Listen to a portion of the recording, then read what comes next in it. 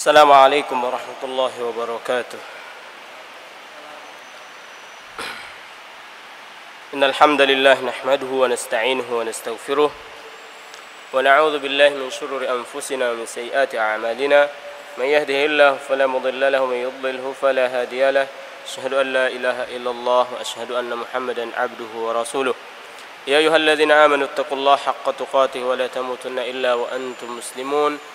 يا أيها الناس اتقوا ربكم الذي خلقكم من نفس واحدة وخلق منها زوجها وبث منهما رجالا كثيرا ونساء واتقوا الله الذي تساءلون به والأرحام إن الله كان عليكم رقيبا.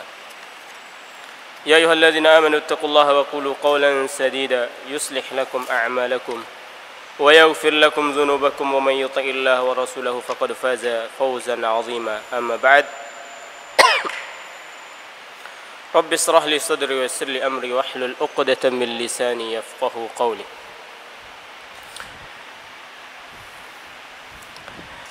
Hadirin yang dimuliakan oleh Allah Subhanahu wa taala, malam ini kita melanjutkan kajian kita surat Ali Imran. Kita sampai pada ayat yang ke-83. Pada ayat sebelumnya kita sudah berbicara atau membahas tentang perjanjian antara Allah Subhanahu wa taala dengan para nabi dan rasul yang Allah Subhanahu wa taala utus. Bahwasanya setiap dari mereka berjanji untuk saling membenarkan antara mereka. Dan mereka juga berjanji untuk apabila bertemu dengan nabi berikutnya akan menolongnya, akan beriman kepada nabi yang datang berikutnya. Dan mereka juga berjanji untuk mengajak umatnya untuk beriman kepada nabi dan rasul yang Allah Subhanahu wa taala utus setelah mereka. Konteks ayat ini adalah bahwasanya setiap nabi itu diminta perjanjiannya oleh Allah Subhanahu wa taala untuk apabila mereka bertemu dengan Muhammad sallallahu alaihi wasallam, maka mereka akan beriman kepada Muhammad sallallahu alaihi wasallam dan menolong Nabi Muhammad sallallahu alaihi wasallam. Dan mereka para nabi itu juga meminta kepada kaumnya untuk beriman kepada Nabi Muhammad sallallahu alaihi wasallam apabila Muhammad telah datang dan menolongnya. La tu'minan nabihi wa la tansuranna. Itulah itulah perjanjian Allah Subhanahu wa taala dengan para nabi sebelumnya, dari Adam sampai kepada Isa alaihi salam. Dan apabila orang-orang Nasara beriman kepada Isa alaihissalam, atau orang-orang Yahudi beriman kepada Musa, beriman kepada Taurat, beriman kepada Injil, maka mereka akan beriman kepada Rasulullah sallallahu alaihi wasallam sesuai dengan apa yang ada dalam kitab mereka, sesuai dengan perjanjian nabi-nabi mereka dengan Allah Subhanahu wa taala. Tapi mereka telah menyelewengkan, mengganti, menyembunyikan apa yang ada di dalam kitab mereka. Pada ayat ini, ayat 83, Allah Subhanahu wa taala berfirman, A'udzubillahi minasyaitonir rajim. Afa ghayra dinillahi yabghun wa lahu aslama man fis samawati wal ardi taw'an wa karha wa ilayhi yurja'un. Qul آمنا بالله وما أنزل علينا وما أنزل على إبراهيم وإسماعيل وإسحاق ويعقوب والأسباط وما أوتي موسى وعيسى والنبيون من ربهم لا نفرق بين أحد منهم ونحن له مسلمون ومن يبتغي غير الإسلام دينا فلن يقبل منه وهو في الآخرة من الخاسرين. Hadirin yang dimuliakan oleh Allah Subhanahu wa taala, jadi ayat ini merupakan penjelasan Allah Subhanahu wa taala mengenai hanya satu agama saja yang diterima oleh Allah Subhanahu wa taala. Dan agama Allah itu satu. Dari Adam sampai Muhammad satu, yaitu al-Islam. Semua para nabi itu yang membawa agama ini al-Islam.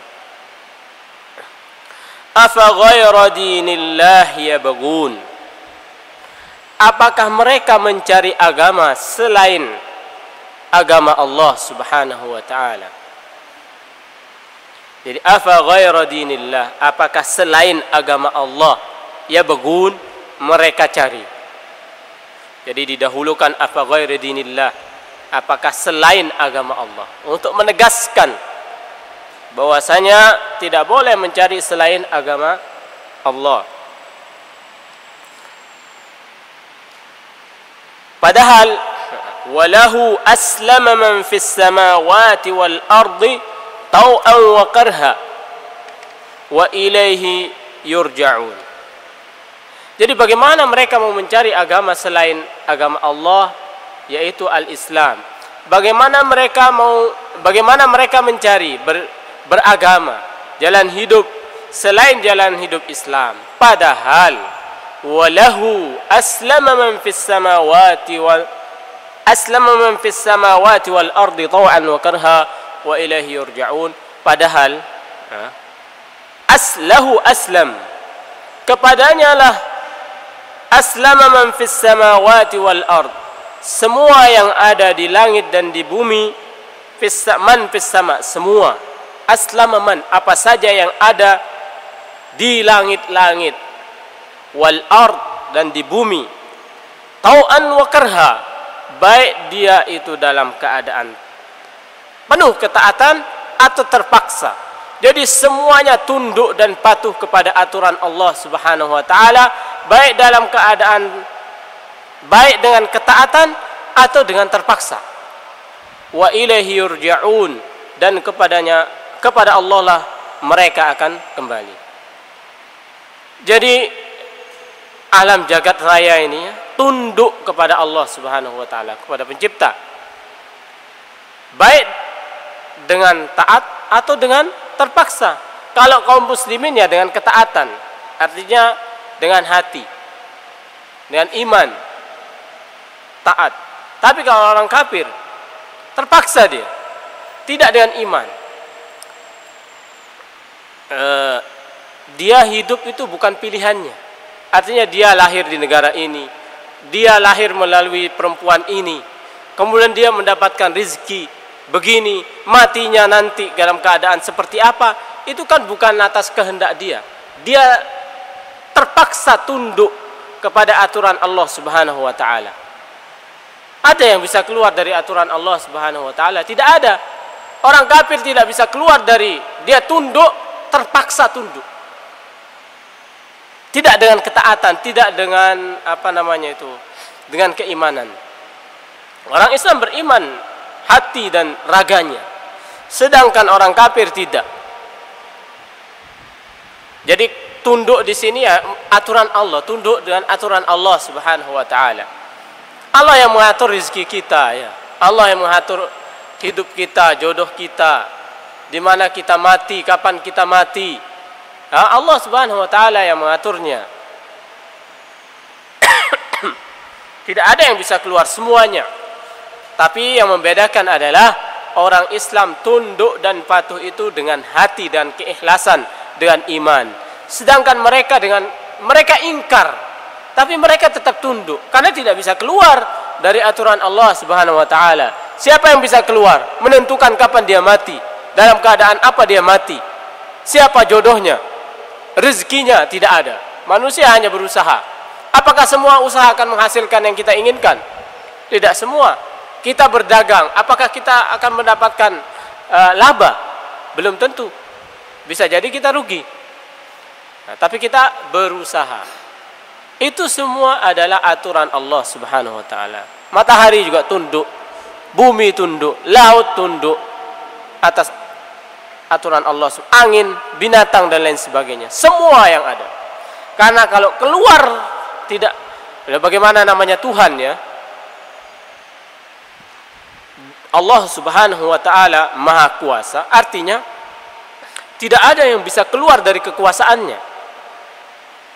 Apa makna dari apa makna kuasa kalau ada yang keluar dari kekuasaannya?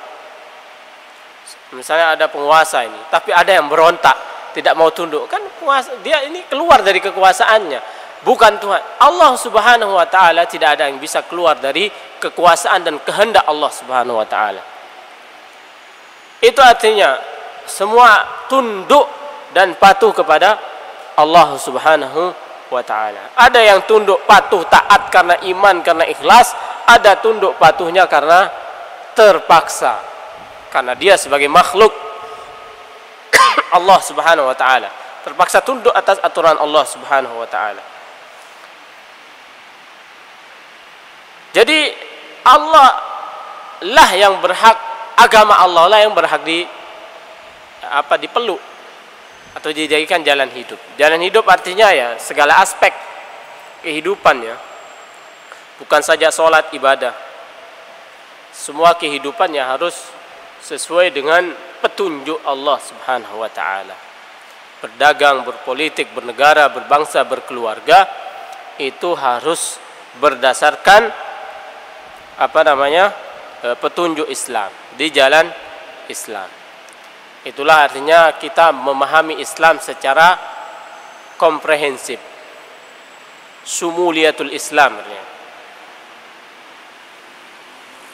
Jadi Islam itu mencakup segala aspek kehidupan. Jangan sampai kita terkotak-kotak.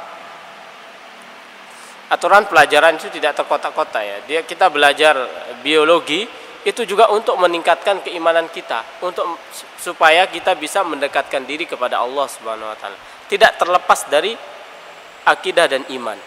Tujuan untuk beriman. Belajar biologi untuk meningkatkan keimanan. Jangan sampai biologi terpisah dari akidah. Bukan untuk menguatkan iman. Apa yang akan diperoleh? Sama nanti hasilnya dengan orang-orang barat, profesor belajar biologi, mengetahui tentang keagungan Allah tapi tidak beriman, kan bahaya.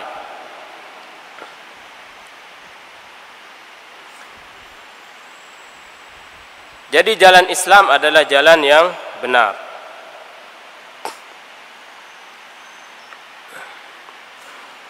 Wa ilaihi yurja'un, dan kepada Allah Subhanahu wa taala kembali, dihisab. Allah akan menghisab mereka atas pilihan-pilihan mereka. Allah berikan kebebasan kepada manusia untuk memilih ya. Bebas dia memilih. Oleh sebab itu mereka akan dimintai pertanggungjawabannya terhadap pilihan-pilihan mereka. Wa ilaihi yurja'un, kepada Allah Subhanahu wa taala kita kembali. Tapi kalau jadi orang Kristen enak. Dosanya itu sejahat-jahatnya sudah ditanggung sama Isa alaihissalam. Jadi Allah Subhanahu wa taala mengorbankan Isa alaihissalam menurut akidah mereka. Allah Subhanahu wa taala mengorbankan anak manusia, satu-satunya anak manusia yang tidak berdosa ini, untuk menjamin menyelamatkan manusia-manusia yang lain yang penuh dosa. Wah, enak. Jadi manusia ini yang berdosa ini ditebus oleh Allah. Allah bunuh Isa, Allah salib Isa yang tidak punya dosa ini untuk menebus para penjahat ini. Itu menunjukkan Allah tidak adil berarti ya. Bagaimana Allah Subhanahu wa taala mengorbankan satu orang dari makhluknya yang tidak punya dosa untuk menebus dosa-dosa para penjahat yang ada di muka bumi ini. Jadi Tuhanmu tidak adil. Bagaimana? Kalau ada anak kita melakukan kesalahan, kita ini yang tidak pernah melakukan kesalahan, kita bunuh dia, kita hukum dia untuk membalas, penebus dari kesalahan-kesalahan dari anak-anak kita yang lain. Apakah orang tua ini adil? Orang lain yang berbuat kesalahan, dia yang menebusnya. Jadi pada hari-hari ini kan yang didengungkan itu, Isa datang, Al-Masih diutus untuk menebus dosa-dosa, menyelamatkan. Enak ya, enak berarti. Berarti Tuhanmu tidak adil.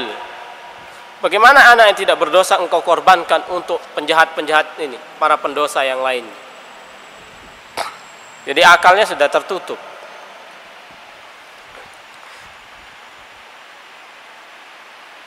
Hadirin yang dimuliakan oleh Allah Subhanahu wa taala. Kemudian ayat berikutnya, qul, katakanlah amanna billah. Katakanlah wahai Muhammad, amanna billah, kami beriman kepada Allah.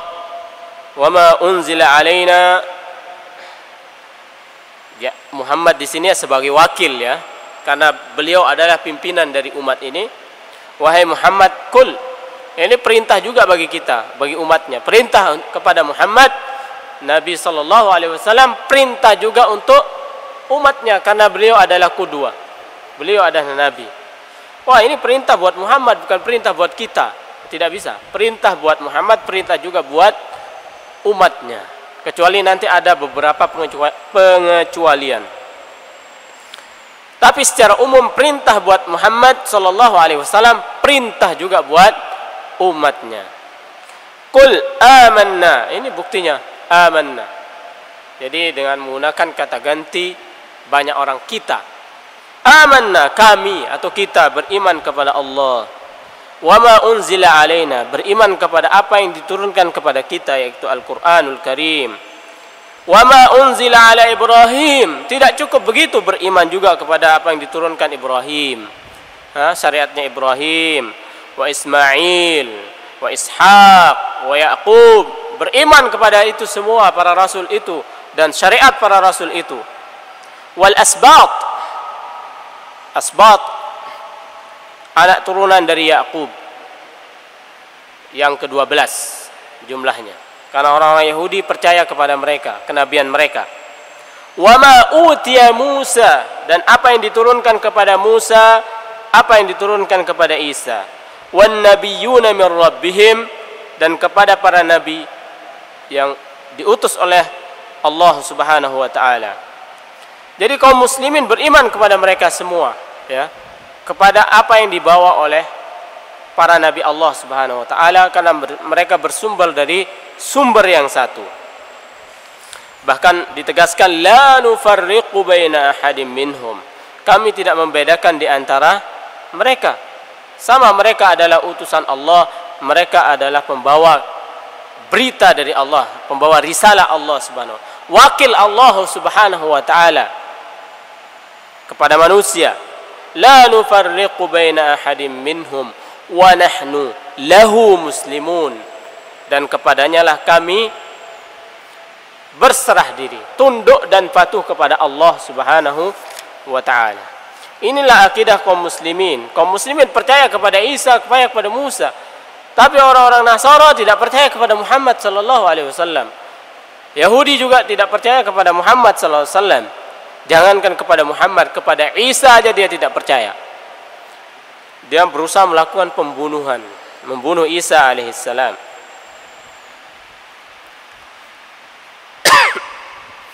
Ini menunjukkan bahwasanya kaum muslimin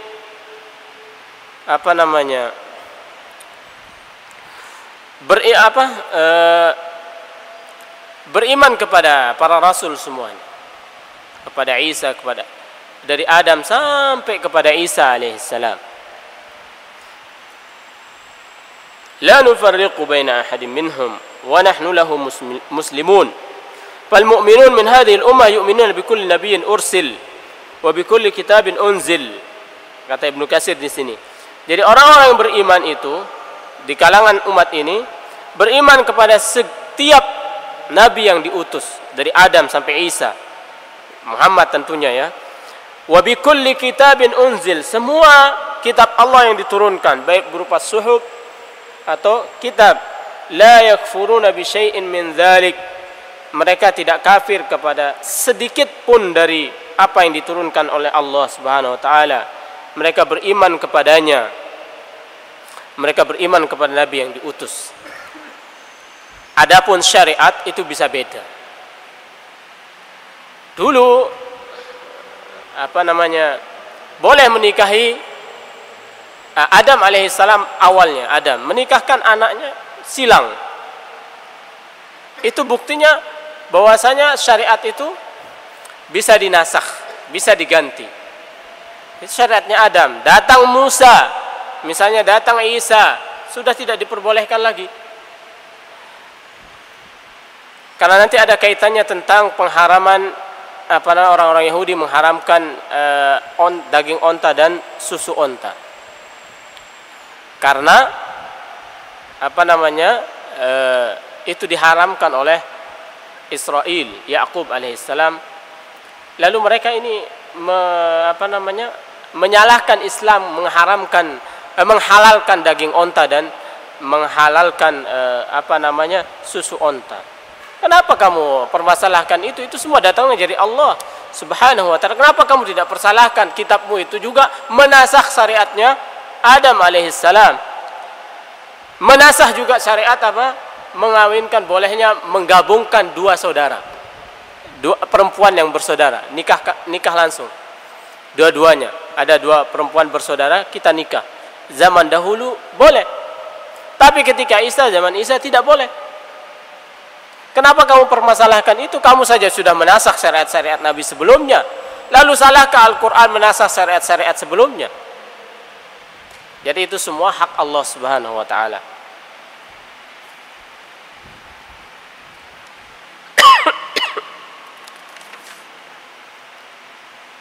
Al-asbat itu ya anak cucu ya. Kalau di bangsanya keturunannya Ismail namanya qabilah. Kalau keturunannya Ishaq itu namanya sibt atau asbat, jamaknya pluralnya.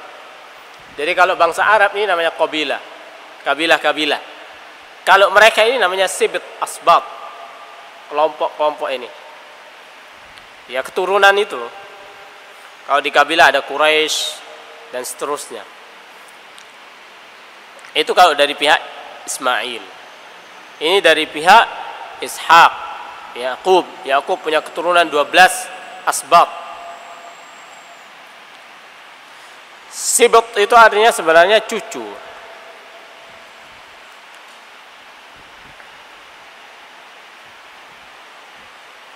Wa ma utiya Musa wan nabiyyuna min rabbihim la nufarriqu baina ahadin minhum wa nahnu lahu muslimun. Jadi beriman, kaum muslimin beriman kepada semua para rasul dan syariat yang dibawa, risalah yang dibawa oleh para nabi Allah Subhanahu wa taala dari Adam sampai Muhammad sallallahu alaihi wasallam. Wa man yabtaghi ghayra al-islam dina. Nah, ini barang siapa yang mencari selain Islam sebagai agama, jalan hidup, fala yuqbala min, tidak diterima oleh Allah, tidak akan pernah diterima. Wa huwa fil akhirati minal khasirin. Nanti orang tersebut di akhirat termasuk orang-orang yang merugi. Dalam hadis Rasulullah sallallahu alaihi wasallam menceritakan tentang besok semua amalan ini menghadap kepada Allah Subhanahu wa taala, termasuk Islam. Islam ini berkata, diriwayatkan oleh Imam Ahmad. Dia berkata kepada Allah Subhanahu wa taala, "Ya Rabb." Thumma yaji'ul Islam fayaqul. Islam datang kepada Allah Subhanahu wa taala dan berkata. Islam berkata ya, ini kekuasaan Allah Subhanahu wa taala. Bagaimana berkatanya wallahu a'lam. Besok aja kita lihat di hari akhirat. Islam berkata, "Ya Rabb, wahai Tuhan, antas salam wa anal Islam." Engkau ini as-salam ya. Dan saya ini Islam. Ini kata Islam. Apa jawaban Allah Subhanahu wa taala? Innaka ala khair. Jadi engkau dalam keadaan khair, dalam keadaan baik. Bikal yauma akhudhu wa bika u'ti. Jadi saya mengazab orang dan memberikan ganjaran pahala kepada orang dikarenakan oleh engkau, wahai Islam. Jadi azab dan balasan itu barometernya adalah Islam. Kalau mau selamat, peluklah Islam. Kalau mau neraka, menyingkirlah dari Islam. Keluar dari Islam, Anda akan disiksa oleh Allah Subhanahu wa taala. Bika akhud wa bika u'ti. Jadi barometernya, standar untuk mendapatkan keselamatan atau untuk mendapatkan azab, ya Islam. Kalau mau mendapatkan pahala, peluklah Islam ini dengan erat-erat. Amalkanlah ajaran Islam ini dengan sebaik-baiknya. Kalau mau mendapatkan azab Allah Subhanahu wa taala, ya tinggalkan Islam. Anda akan mendapatkan balasan Allah. Bikal yaum akhudhu wa bika u'ti. Jadi pada hari ini saya akan menyiksa dan memberikan pahala atas dasar engkau wahai Islam. Jadi jika orang itu berislam dengan baik, saya akan berikan pahala. U'ti, saya akan berikan ganjaran. Jika dia Islamnya tidak baik atau tidak memeluk Islam, saya akan memberikan azab. Kata Allah Subhanahu wa taala, "Wa man yabtaghi ghairal islami dina falan yuqbala min wa huwa fil akhirati minal khasirin." Di akhirat nanti dia itu termasuk orang-orang yang rugi. Jadi baru-baru ini kita dikejutkan oleh statement menteri kita untuk mengatur doa. Jadi jangan sampai doa ini dimonopoli oleh kaum muslimin. Kita tidak tahu kalau tidak ada protes besar dari kaum muslimin apakah itu akan dijalankan. Jadi pluralisme ajaran agama itu sama. Jadi cukup bahaya seandainya misalnya orang-orang plural jadi menteri agama, bahaya.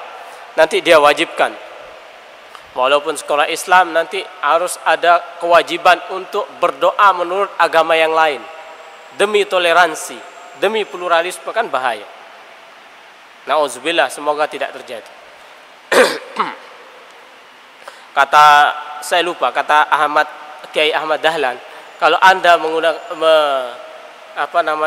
mengeluarkan statement terus Anda mendapatkan reaksi keras dari umat Islam, cukuplah Anda ngeles, cari-cari alasan. Tapi kalau tidak ada reaksi dari umat Islam, Anda jalan terus programnya. Nah, ini namanya dalam bahasa test the water, jadi untuk mengetes reaksi bagaimana. Kalau nggak ada reaksi, jalan terus. Kalau ada reaksi, cukup dia ngeles, alasannya begini, cari alasan. Itu kata Ahmad Dahlan, Kiai Ahmad Dahlan. Jadi Islamlah yang benar, yang paling benar. Dan mencari agama selain Islam batil. Nanti di akhirat termasuk orang-orang yang rugi. Rugi ya, maksudnya kalau di akhirat rugi ya neraka. Wa huwa fil akhirati minal khasirin.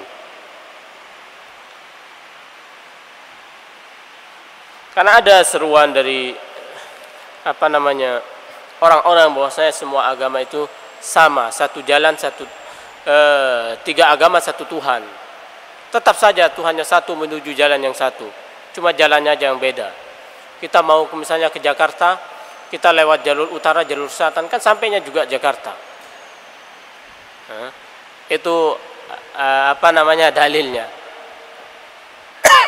Mau jalan Nasara, mau jalan Yahudi, mau jalan Buddha, kan tujuannya kepada Allah Subhanahu wa taala. Itu agama pluralisme. Kita tidak. Kita ini beriman bahwasanya hanya Islam yang paling benar. Wa may yabtaghi ghairal islami dina fala yuqbala min wa huwa fil akhirati minal khasirin. Hadirin yang dimuliakan oleh Allah Subhanahu wa taala.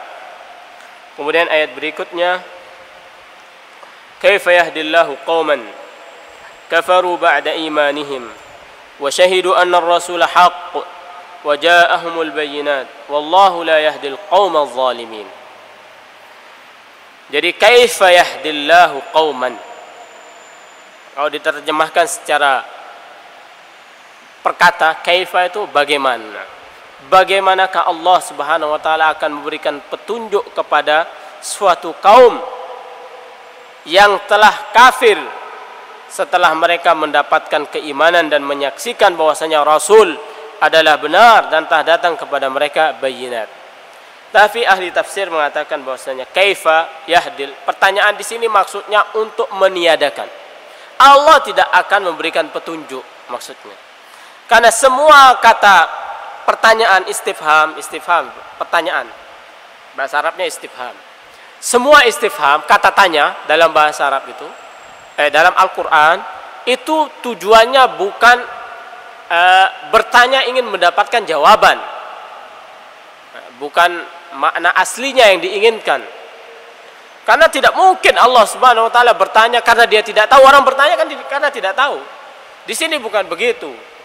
Ini Al-Quran semua istifham di dalam Al-Quran, kata tanya dalam tujuannya bukan asli ingin tahu. Karena ini Allah yang berbicara. Jadi seperti di sini Allah tidak ingin tahu bagaimana akan memberikan hidayah. Bukan itu artinya. Artinya Allah tidak akan memberikan petunjuk kepada suatu kaum yang mana kaum itu kafir setelah mereka mendapatkan keimanan. Artinya dia murtad setelah beriman. Dan dia murtad setelah dia bersaksi menyaksikan akan kebenaran Rasulullah sallallahu alaihi wasallam. Dan dia murtad setelah dia melihat tanda-tanda dari kebenaran itu. Tanda-tanda dari kebenaran Muhammad sallallahu alaihi wasallam. Allah tidak akan memberikan petunjuk kepada mereka ini. Wallahu la yahdil qaumadz zalimin. Allah Subhanahu wa taala tidak akan memberi petunjuk kepada kaum yang zalim. Zalim ini sudah menjadi karakternya. Wallahu la yahdi al-qaumaz zalimin. Allah tidak akan memberi petunjuk kepada orang-orang pada kaum yang berperilaku zalim. Nanti ada pengecualiannya. Jadi Allah tidak akan memberikan petunjuk kepada orang ini. Murtad dia. Wallahu la yahdil qaumaz zalimin. Dia sudah menyaksikan mukjizat, sudah menyaksikan kebenaran Muhammad, sudah beriman, kemudian dia murtad, kafir, keluar dari Islam.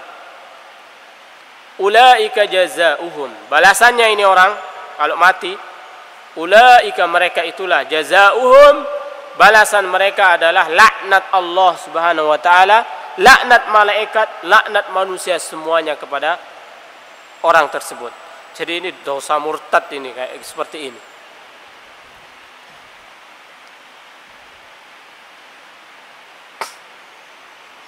Ulaika jazaohum anna alaihim la'natullah wal malaikati wan nas ajma'in. Nauzubillah min dzalik, menjadi orang murtad. Khalidina fiha. Dia kekal di dalamnya. Di dalam azab Allah Subhanahu wa taala, la yukhaffafu anhumul azab. Tidak diringankan azabnya, disiksa terus. Wala hum yunzarun. Mereka tidak dilihat dengan rahmat, tidak akan mendapatkan rahmat Allah Subhanahu wa taala. Tidak dilihat, artinya tidak mendapatkan rahmat. Kekal di dalam neraka. Ini orang murtad ya. Nah, ada pengecualiannya. Illa, kecuali ini orang murtad keluar dari Islam setelah dia beriman. Nah, tentunya kalau dia tidak kembali kepada taubat, dia akan mendapatkan ini. Apabila dia illal ladzina tabu, apabila dia bertaubat, tabu, setelah melakukan itu, mim ba'di dzalik, setelah melakukan kekafiran. Nah, setelah dia kafir, beriman kemudian dia kafir, kemudian dia bertaubat, tentunya taubat sesuai dengan syarat-syarat taubat ya. Taubatan nasuha. Illa alladzina tabu min ba'di dzalik wa aslahu, dan dia melakukan perbaikan, ya, islah, tidak kembali lagi kepada perbuatan itu, terus memperbaiki dirinya, beramal soleh. Fa innallaha, ini intinya, fa innallaha ghafurur rahim. Allah Subhanahu wa taala Maha Pengampun lagi Maha Penyayang. Allah buka pintu ampunannya. Allah Subhanahu wa taala membuka pintu. Innallaha yabsut. Jadi Allah Subhanahu wa taala mengulurkan tangannya pada malam hari, liyatuba musi'an nahar, supaya para pelaku maksiat di siang hari ini bisa bertaubat. Kemudian Allah Subhanahu wa taala mengulurkan tangannya pada siang hari, liyatuba musi'al lail, supaya pelaku maksiat di malam hari ini bisa bertaubat. Jadi itulah luasnya ampunan Allah Subhanahu wa taala. Jadi inilah orang-orang, kecuali dia bertaubat maka dia akan mendapatkan ampunan Allah Subhanahu wa taala, benar-benar taubat. Jadi dikisahkan dari Ibnu Abbas radhiyallahu anhu bahwasanya ada salah seorang Ansar dia Islam kemudian murtad, irtadda, walahiqa bisyirk, dia kemudian bergabung dalam orang-orang barisan orang musyrik, melakukan kesyirikan. Tsumma nadim, kemudian orang Ansar ini menyesal atas perilakunya. Fa arsala ila qaumihi, ini orang Ansar yang telah murtad ini mengutus kepada kaumnya, meminta kaumnya an sa'alu li Rasulullah sallallahu alaihi wasallam, supaya kaumnya ini menghadap Rasulullah sallallahu alaihi wasallam bertanya mengenai dia ini. Dia ingin taubat. Halli min taubah, tanyakan kepada Rasulullah sallallahu alaihi wasallam, apakah saya ini ada kesempatan untuk bertaubat? Tanyakan ini kepada Rasulullah sallallahu alaihi wasallam. Dia bilang begitu kepada kaumnya. Qala fa nazalat kaifa yahdillahu qauman kafaru ba'da imanihim. Kemudian turunlah ayat ini. Jadi sebab turun ayat ini adalah ini. Cerita dari salah seorang Ansar murtad, kemudian dia minta kaumnya, dia menyesal, ingin balik kepada Islam. Dia menyangka bahwasanya tidak ada taubat lagi. Akhirnya dia minta kepada kaumnya supaya bertanya kepada Rasulullah SAW, apakah dibukakan pintu taubat? Akhirnya turunlah ayat ini, menjelaskan tentang orang yang beriman kemudian kafir, dan balasannya. Kemudian ada pengecualian, yaitu orang-orang yang bertaubat dan aslahu, memperbaiki keislamannya. Nah, maka ini tidak termasuk dalam kategori orang-orang yang mendapatkan azab. Jadi taubat itu menghapus, yahdim. Kalau kita bertaubat, yang sudah itu dihapus oleh Allah Subhanahu wa taala. Yaitu kalau taubat benar-benar taubat, taubatan nasuha.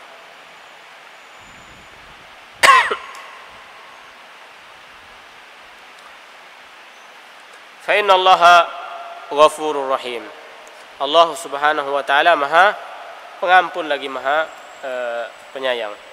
Hadirin yang dimuliakan oleh Allah Subhanahu wa taala, demikianlah apa yang bisa kita kaji pada malam hari ini. Beberapa ayat kaitannya tentang kewajiban kita untuk berserah diri, tunduk dan patuh kepada Allah Subhanahu wa taala. Kita ini khalifatullah. Kita ini kan khalifahnya Allah. Khalifah itu wakil. Wakilnya Allah Subhanahu wa taala di muka bumi ini. Artinya kalau kita wakil, itu berarti hidup ini, apa yang ada di kita ini, diri kita, dan hidup ini, apa yang ada di kehidupan, apa yang kita miliki ini, bukan milik kita. Nah, karena kita wakil.